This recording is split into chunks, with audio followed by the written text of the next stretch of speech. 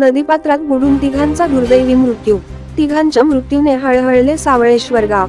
यवतमाळ जिल्ह्यातील ढाणकी पासून जवळच असलेल्या सावळेश्वर येथील पैनगंगा नदीवर दोन मुली धुण्यासाठी गेलेल्या असताना अचानक तोल जाऊन त्या पाण्यात बुडाल्या।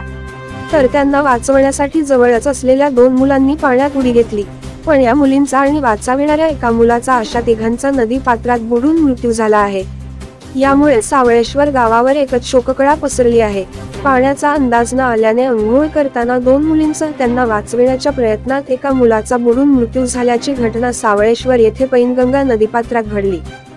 कावेरी गौतम मुनेश्वर वय 15 वर्ष, अवंतिका राहुल पाटील वय 14 वर्ष, चेतन देवानंद काळबांडे वय 16 वर्ष, राहणार सावळेश्वर तालुका उमरखेड अशी मृतांची नावे आहे। सावळेश्वर येथे मामाच्या घरी आलेली कावेरी व तिची मैत्रीण अवंतिका या दोघी गावाजवळून वाहणाऱ्या पैनगंगा नदीवर धुण्यासाठी गेल्या होत्या। धुणे आटोपल्यानंतर या दोघीही अंघोळीसाठी पाण्यात उतरल्या। पाण्याचा अंदाज न आल्याने या दोघी खोल पाण्यात बुडू लागल्या। त्यांनी मदतीसाठी धावा सुरू केला। त्यांची आरडाओरडा ऐकू आल्याने याच ठिकाणी असलेले चेतन देवानंद काळबांडे आणि शुभम सिद्धार्थ काळबांडे हे दोघे मदतीसाठी धावले। या दोघांनीही नदीपात्रात उडी घेतली।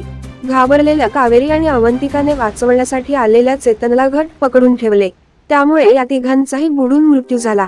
घटनेची माहिती कळताच गावकऱ्यांनी नदीपात्राकडे धाव घेतली। शुभमला वाचविण्यात गावकऱ्यांना यश आले।